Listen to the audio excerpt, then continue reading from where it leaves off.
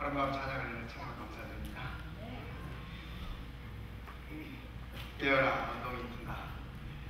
참 힘있는 아름다운 찬양이었습니다. 우리 오렌지 중앙교회 적합한 시적절한 아름다운 찬양이라고 여겨져서 정말 감사드립니다.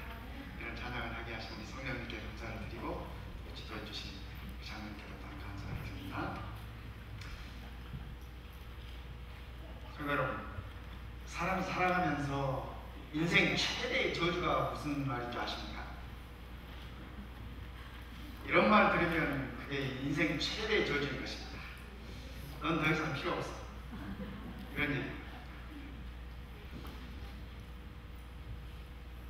함짝에도 쓸모가 없어. 뭐 이런 말. 이거 참 이 저주의 말이라고 그렇게 여겨집니다. 특별히 우리 자녀들에게 그런 말을 쓰지 마시기 바랍니다. 가끔 우리 한국 부모님들이 자녀 교육 시키면서 그런 말씀을 하는 것들을 이렇게 듣는 경우들이 있어요. 그런데 그러다 보면 정말 그렇게 됩니다. 정말. 인생 최대의 축복은 이런 말입니다. 너는 소중한 사람이야. 소중한 사람이야. 너는 우리에게 꼭 필요한 사람이야. 이런 말이 인생 최대의 축복의 말입니다. 그러니까 우리가 우리의 자녀들뿐 아니라 또 우리 교우들에게도 우리 이웃들에게도 우리가 그런 말을 서로 나누고 살면 좋겠습니다. 흔히 우리가 소명이라는 말을 많이 쓰시지 않습니까? 그리스도인의 소명이 무엇인가? 나의 소명은 무엇인가? 이 소명이라는 말을 많이 하시는데, 소명이라는 말은 이런 말입니다. 내가 어디에 필요한 존재인가? 그런 거. 또 내가 어디에 쓰임받을 수 있는가? 그런 것이 소명이라는 말. 영국의 유명한 목사님 중에 스펄전 목사님이 계시는데, 그분은 소명을 이렇게 말씀하셨어요. 저는 그분의 글을 통해서 아주 마음에 와닿았습니다. 소명을 그분은 세 가지로 짧게 얘기했습니다. 소명이란 제일 귀하게 보이는 것을 하는 것이다. 그게 소명이에요. 그렇습니까? 여러분들, 여러분의 삶 속에서 제일 귀하게 여기는 건 무엇입니까? 그러면 그것이 여러분의 소명입니다. 내가 의사를 하는 것이 제일 귀하다 싶으시면 그게 소명이신 것이고, 내가 목사를 하는 것이 제일 귀하다 싶으면 그게 소명인 것이고, 내가 내 자녀들을 양육하고 내 자녀들을 기르는 것이 제일 소중하다 여겨지면 그게 소명인 것입니다. 스펄전 목사님의 말에 의하면. 두 번째는 제일 쉬운 일을 하는 것이 소명이에요. 제일 쉬운 일. 어떻습니까?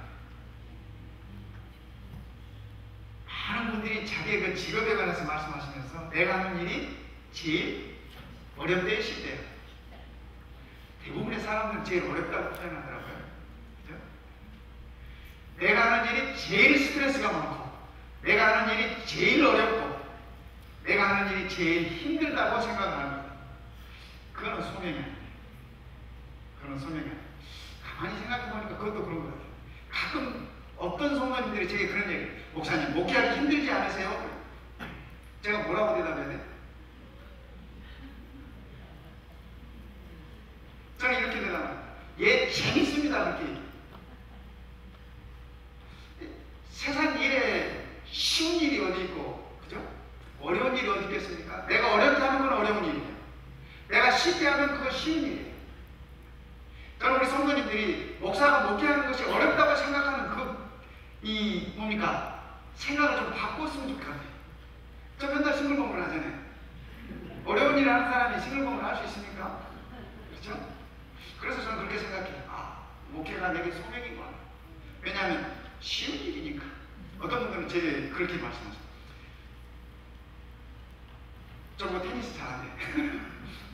잘하는지 못하는지 모르겠지만, 근데 아마 저보다 못하시는 분들은 제가 잘하게 보이는 거예요. 근데 그렇다고 제가 막 특별히 더 열심히 하겠습니까? 하다 보니까 쉬워요, 쉬워. 그 큰 공을 왜 마음대로 못 보내냐고?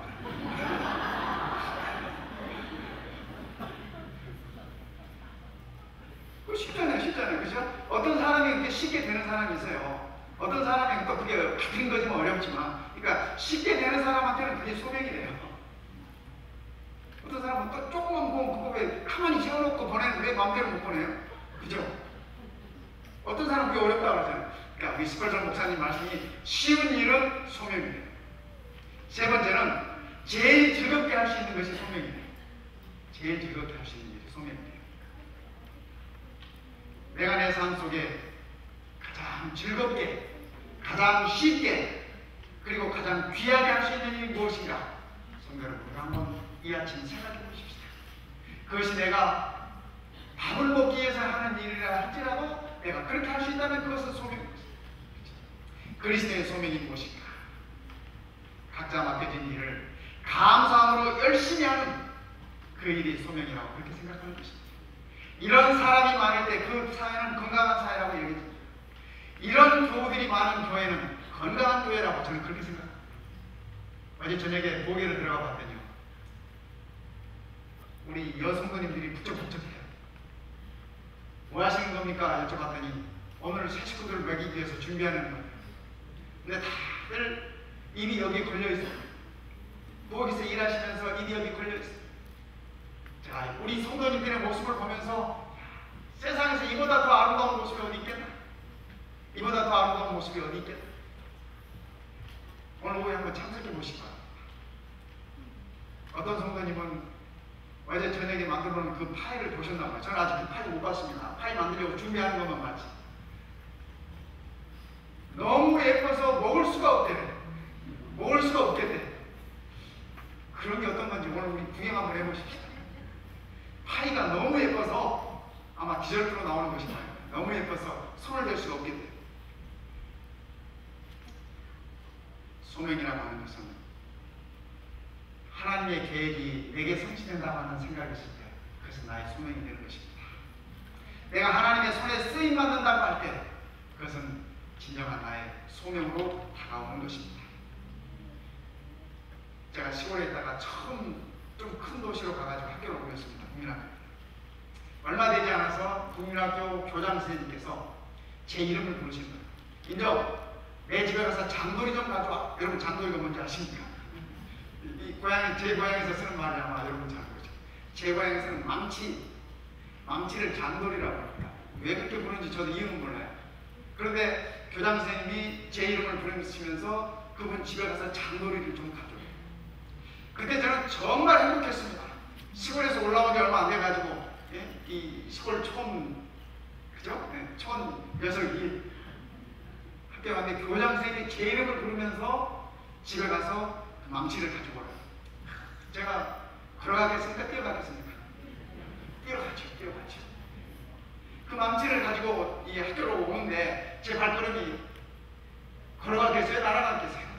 날아가. 왜요? 교장 선생님이 나를 알아준다 이거죠. 나를 알아준다 이거죠. 그래서 그때부터 제 삶이 바뀌었다니까요. 제 삶이 바뀌었어요. 제 삶이. 그 선생님이 지금까지도 제게 이제 좋은 선생님으로 남아 계십니다. 지금 이제 연세가 많으시고 뭐 그러시지만 LA에 오실 일 있으면 저를 찾아주세요. 그 선생님 아직도 제가 행복할까요? 행복하죠. 그 선생님, 그 나이 드신 선생님 그런 모습만 봐도 저는 행복한 것입니다. 우리가 그리스도인으로서 하나님의 손에 쓰임받는다는 것도 이런 기쁨 아니겠습니까? 교회 안에서는 많은 성도님들이 여러 가지 사역을 하고 여러 가지 봉사를 하는 그 기쁨이 어디 있겠습니까? 내가 하나님의 손에 쓰임받는다고 하는 그 소명이 우리를 행복하게 만드는 건 아니겠습니까? 성도 여러분, 하나님 우리를 쓰신다고 하는 사실을 기억하십니다. 성경에 보면 이상한 기록이 하나 있습니다. 마태복음 21장입니다. 우리 하나님의 말씀 보십시다. 마태복음 21장 1절부터 있는 말씀입니다. 그들이 예루살렘에 가까이 가서 감람산 벳바게에 이르렀을 때 예수께서 두 제자를 보내십니다. 여기 감람산 옆에 벳바게라고 하는 곳은 다른 이름으로 하면 베단이라는 곳입니다. 여러분 베단이 아십니까? 베단이 하니까 알겠죠? 그죠? 벳바게 하니까 모르겠어. 그러나 베단이 하면 우리가 이렇게 잘 아는 곳입니다. 베단에 이르렀을 때 예수께서 두 제자를 보내시니 이르시되 너희는 맞은편 마을로 가라. 그리하면 곧 매인 나귀와 나귀 새끼가 함께 있는 것을 보리니 풀어 내게 끌고 오라.